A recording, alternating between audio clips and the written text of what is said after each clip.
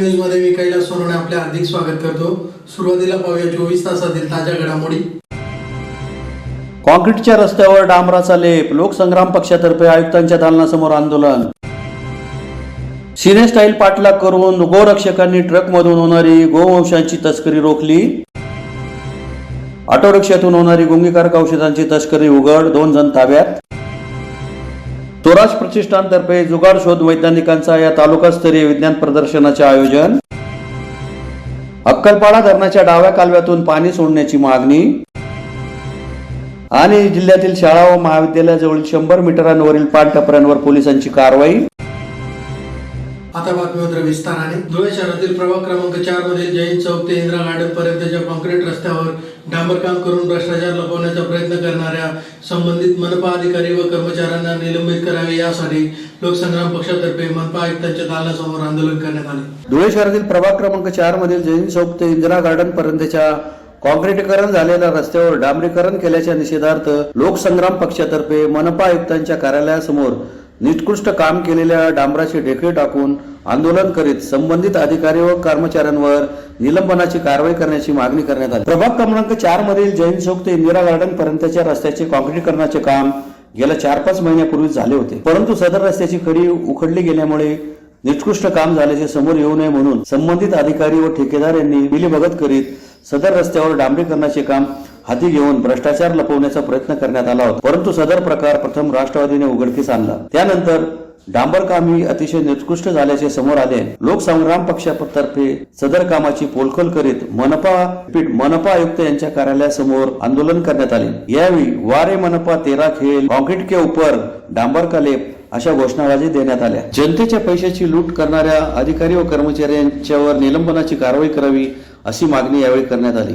यावेळी मनोज वाल्ले, डॉक्टर अनिल पाटील, दीपक जाधव आदी उपस्थित होते। सिनेस्टाईल ट्रकचा पाठलाग करून नंदुरबार, साक्री व धुळे येथील गोरक्षकांनी कापूस व भुशाच्या गोण्यांच्या आड होणारी गोवंशाची तस्करी रोखली असून धुळ्यातील गणपती पूल येथे ट्रक पकडून 16 गायींना जीवनदान दिले आहे। नंदुरबार, साक्री व धुळे येथील गोरक्षकांनी सिनेस्टाईल नवापूर पासून ट्रकमधून कपाशी व भुशाच्या गोण्यांच्या आड होणारी गुरांची तस्करी रोखली असून धुळे शहरातील गणपती पुलाजवळ ट्रकला रोखत 16 गायींना जीवनदान दिले आहे। या प्रकरणी शहर पोलीस ठाण्यात गुन्हा दाखल करण्यात आला आहे। याबाबत अधिक माहिती अशी की गेल्या अनेक दिवसांपासून मालेगाव येथील एक तस्कराकडून कपाशीच्या व भुशाच्या गोण्यांच्या आड गुरांची तस्करी सुरू होती। तो पोलिसांसह गोरक्षकांना चकवा देत होता। अखेर मंगळवारी गोरक्षकांना MH4 FS 7744 क्रमांकाच्या ट्रकमधून गायींची तस्करी होत असल्याची माहिती मिळाली। त्यानुसार गोरक्षकांनी थेट नवापूर पासून या ट्रकचा पाठलाग सुरू केला। त्या दरम्यान ट्रक चालकाने धुळ्यापर्यंत 6 वेळा युटर्न घेत चकवा देण्याचा प्रयत्न केला। अखेर शहरातील पांजरा नदी किनारील गणपती पुलावर ट्रक चालकाने चालू गाडीतून खाली उडी मारली। त्या दरम्यान एका गोरक्षकाने प्रसंगावधान राखत गाडीची स्टीअरिंग हाती घेत पान बाजूला थांबीत अपघातापासून वाचवले। त्यानंतर शहर पोलिसांना माहिती देण्यात आली। पोलिसांनी देखत ट्रकची तपासणी केली असता कपाशी व भुशाच्या गोण्यांच्या आड 20 गायींना निर्दयपणे कोंबून बांधलेले आढळून आले। यातील 16 गायींची सुटका करण्यात आली, तर 4 गायी मृतावस्थेत आढळून आल्या। ही तस्करी रोखण्यासाठी प्रनिल मंडलिक, सागर नायक, शुभम सूर्यवंशी, ललित वाघ, रवींद्र पाटील, दादाभाऊ पाटील, सचिन गवते, ओंकार जाधव, विशाल जाधव, किरण शिंदे, चेतन माळे, निलेश पाटील, समाधान वाघ या गोरक्षकांनी सहकार्य केले। गायींना खानदेश गोशाळेत पाठवण्यात आले आहे। दरम्यान जिल्ह्यातून महामार्गावरून मोठ्या प्रमाणात गो तस्करी सुरू आहे। तस्करांना पोलिसांचा व कायद्याचा धाक राहिलेला नाही, तरी पोलीस अधीक्षकांनी याकडे लक्ष द्यावे अशी मागणी करण्यात आली आहे। याबाबत शहर पोलीस ठाण्यात गुन्हा दाखल करण्यात आला आहे।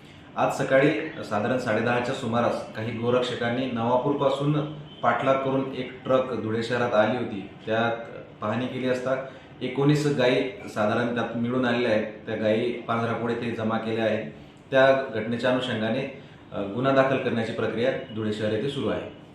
धुळे शहरातील रेल्वे स्टेशन परिसरात एक ऑटो रिक्षातून होणारी गुंगीकारक औषधांची तस्करी स्थानिक गुन्हे अन्वेषण शाखेच्या पथकाने उघड करीत दोघांना ताब्यात घेऊन त्यांच्याकडून रिक्षासह गुंगीकारक औषधांच्या बाटल्या असा सुमारे 1,13,000चा मुद्देमाल जप्त केला आहे। धुळे शहरातील रेल्वे स्टेशन परिसरात एका ऑटो रिक्षातून होणारी गुंगीकारक औषधांची तस्करी स्थानिक गुन्हे अन्वेषण शाखेच्या पथकाने उघड केली असून या कारवाईत रिक्षासह गुंगीकारक औषधाच्या बाटल्या असा 1,13,550 रुपयांचा मुद्देमाल जप्त करीत दोघांना ताब्यात घेण्यात आले आहे। याबाबत अधिक माहिती अशी की स्थानिक गुन्हे अन्वेषण शाखेचे पोलीस निरीक्षक दत्तात्रय शिंदे यांना गुप्त माहिती मिळाली होती की मोहम्मद शाह अहमद शाह राहणार मिठी खाडी सुरत त्याच्या कब्जात मानवी मेंदूवर विपरीत परिणाम घडून आणणाऱ्या गुंगीकारक औषधांच्या बाटल्या बाळगून असून सदरच्या बाटल्या तो शोएब खान अजीज खान पिंजारी राहणार धुळे यास चोरटी विक्री करण्यासाठी धुळे शहरात रेल्वे स्टेशन परिसरात आलेला असल्याची माहिती मिळाली। त्या अनुषंगाने पथकाने रेल्वे स्टेशन परिसरात शोध घेत असता रेल्वे स्टेशन समोर रोडच्या बाजूला एक इसम आपल्या कब्जात एक पांढऱ्या व जांभळ्या रंगाच्या प्लास्टिक गोण्या बाळगताना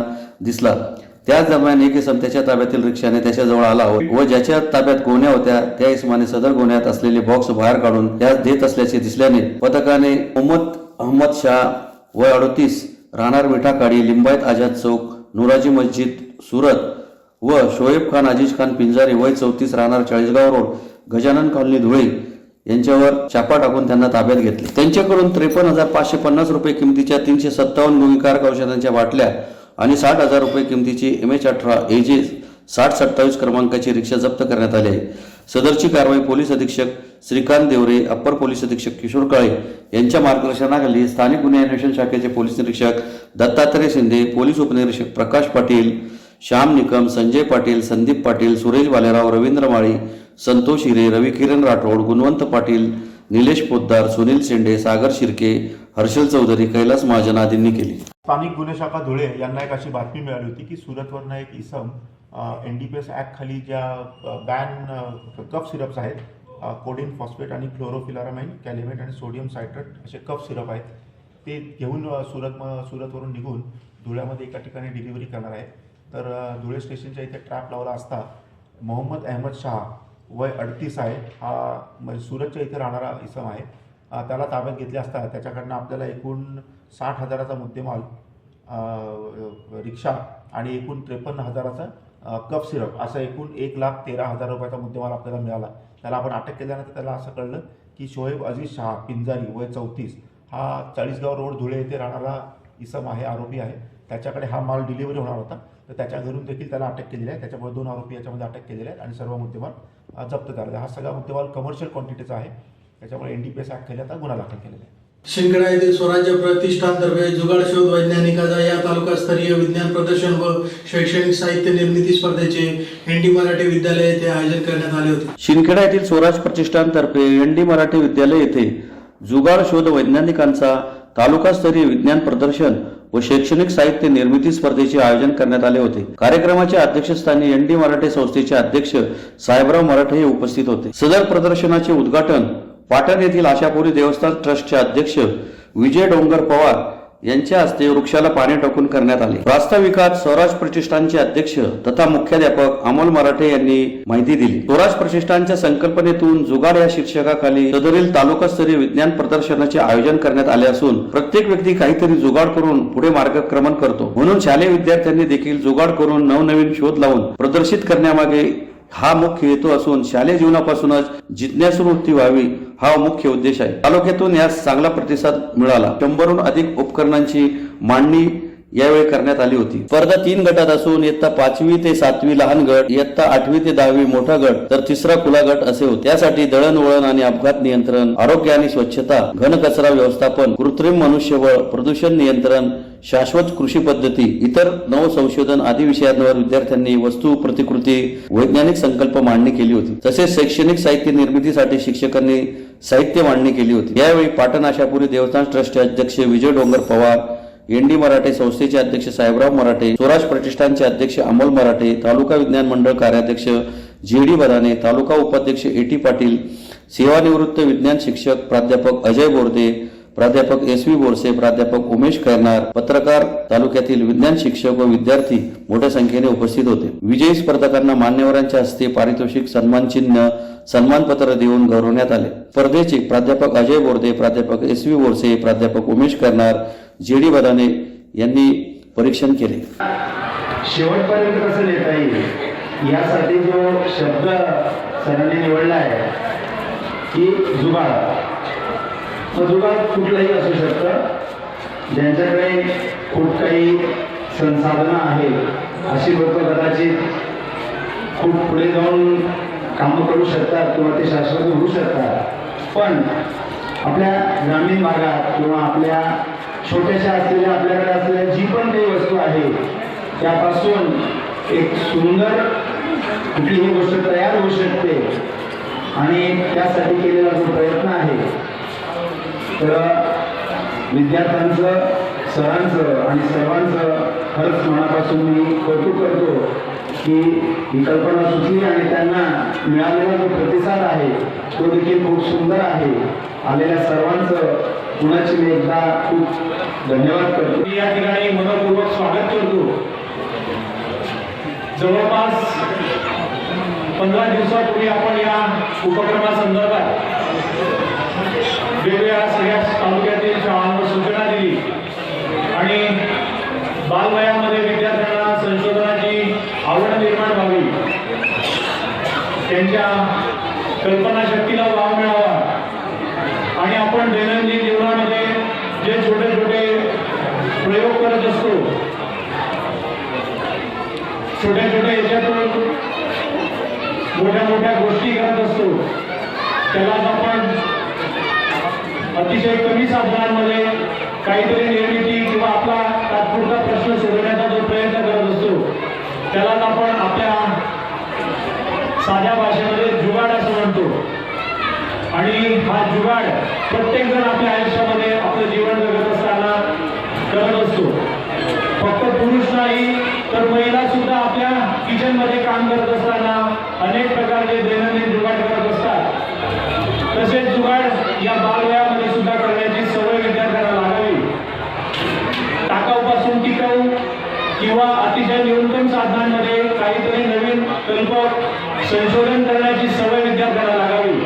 याच्यासाठीच आपण हा जुगाड म्हणून उपक्रम या स्वराज्य प्रतिष्ठान याच्या वतीने तालुक्यातील विद्यार्थ्यांसाठी सुरू केलेला आहे आणि दरवर्षी आपण हा उपक्रम घेणार आहोत.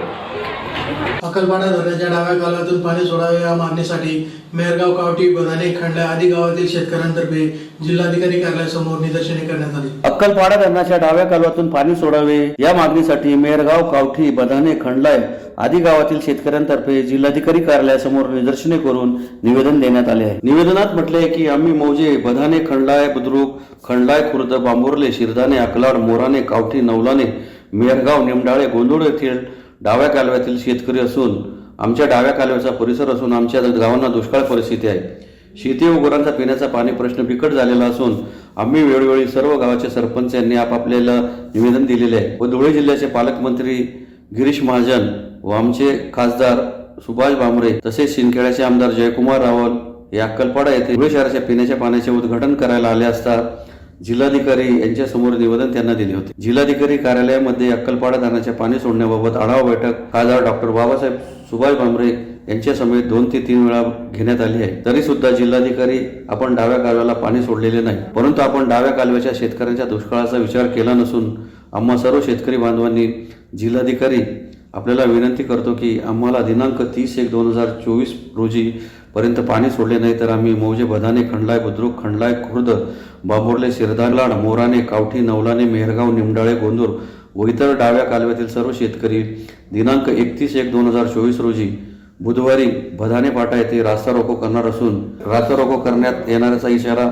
निवेदनाद्वारे देण्यात आला आहे. यावेळी अजय माळी, गणेश सोनवणे, शरद शिंदे, पुंडलिक नेरकर, नंदकिशोर कुवर, प्रभाकर वांबरे, दीपक बदाने, संजय बोरसे, योगेश बदाने, सुधाकर सैंदाने, सुडामन पाटील, नितीन पाटील, विजय पाटील, साहेबराव पाटील, पवन पाटील, राकेश पाटील, भूषण चव्हाण, रतिलाल शिंदे, सागर शिंदे, पुंडलिक नेरकर, चंद्रकांत हालोर आदी उपस्थित होते. आज आम्ही माननीय जिल्हाधिकारी साहेबांना अक्कलपाडा धरणाच्या डाव्या कालव्याच्या पाणी सोडण्यासंबंधित आज निवेदन देण्यासाठी आलेलो आहोत. आम्ही वेळोवेळी आदरणीय जिल्हाधिकारी साहेबांबरोबर आमची जिल्हाधिकारी कार्यालयात बैठक झालेली आहे. आदरणीय पालकमंत्री साहेबांना आम्ही निवेदन दिलेलं आहे, खासदार साहेबांना निवेदन दिलेलं आहे, परंतु आजपर्यंत पाणी सोडलेलं नाही. आमचा शेवटचा या अक्कलपाडा डाव्या कालव्याच्या सर्व गावाचे सरपंच आलेले आहेत. त्यांनी आम्ही ठरवून घेतलेलं आहे येणाऱ्या 30 जानेवारीपर्यंत जर पाणी सोडलं नाही तर आम्ही 31 जानेवारीला बधाने फाटा येथे आम्ही रास्ता रोको करणार आहोत. तरी आमचं निवेदनावर जिल्हाधिकारी साहेबांनी पाणी सोडावं ही अशी अपेक्षा ठेवतो. धुळे जिल्ह्यातील शाळा व महाविद्यालयांच्या आवाराजवळ 100 मीटरवर असलेल्या 63 पाणटपऱ्यांवर दंडात्मक कारवाई करण्यात आली असल्याची माहिती जिल्हा पोलीस अधीक्षक श्रीकांत दिवरे यांनी दिली. धुळे जिल्ह्यात शाळा व महाविद्यालयाजवळील 100 मीटरच्या आतील पानटपरींवर सिगारेट व अन्य तंबाखूजन्य उत्पादने विक्री करताना तसेच जाहिरात करताना मिळून आल्याने कारवाई करण्यात आली असल्याची माहिती जिल्हा पोलीस अधीक्षक श्रीकांत दिवरे यांनी दिली। त्या अंतर्गत जिल्ह्यातील शाळा व महाविद्यालयाजवळील 35 पानटपऱ्या तसेच सिगारेट व अन्य तंबाखूजन्य उत्पादने जाहिरात प्रतिबंध व व्यापार वाणिज्य उत्पादन पुरवठा व वितरण यांचे विनियमन कायद्यानुसार 28 जणांवर कारवाई करण्यात आली। त्या अंतर्गत सर्वांवर दंडात्मक कारवाई करण्यात आली आहे। अशाच प्रकारे अचानक ऑपरेशन राबवून कारवाई करण्यात येणार असल्याची माहिती जिल्हा पोलीस अधीक्षकांनी दिली आहे। धुळे जिल्ह्यामध्ये काल एक विशेष मोहीम राबवण्यात आली होती की शाळा कॉलेजेस व शैक्षणिक संस्थांच्या मध्ये 100 मीटर्सच्या अंतरावर ज्या पानटपऱ्या असतात तर त्या पानटपऱ्यावर ही कारवाई होती। त्या अनुषंगाने आपण 35 कारवाया जिल्ह्यामध्ये काल या संदर्भात केलेल्या आहेत। त्याचप्रमाणे सिगरेट व अन्य तंबाखूजन्य उत्पादने याचा वितरण एक कायदा आहे, त्याला पोक्टा ऍक्ट 2003 असं म्हटलं तर त्यांच्या अंतर्गत पण एकूण 28 कारवाया आपण याच्यामध्ये केलेल्या आहेत। म्हणजे 35 + 28 कारवाया अशा आपण केलेल्या आहेत। पुन्हा एकदा जर ठळक घडामोडींवर कॉन्क्रीटच्या रस्त्यावर डांबराचा लेप, लोकसंग्राम पक्षातर्फे आयुक्तांच्या दालनासमोर आंदोलन। सिनेस्टाईल पाठलाग करून गोरक्षकांनी ट्रकमधून होणारी गोवंशांची तस्करी रोखली। ऑटो रिक्षातून होणारी गुंगीकारक औषधांची तस्करी उघड, 2 जण ताब्यात। स्वराज प्रतिष्ठानतर्फे जुगाड शोध वैज्ञानिकांचा या तालुकास्तरीय विज्ञान प्रदर्शनाचे आयोजन।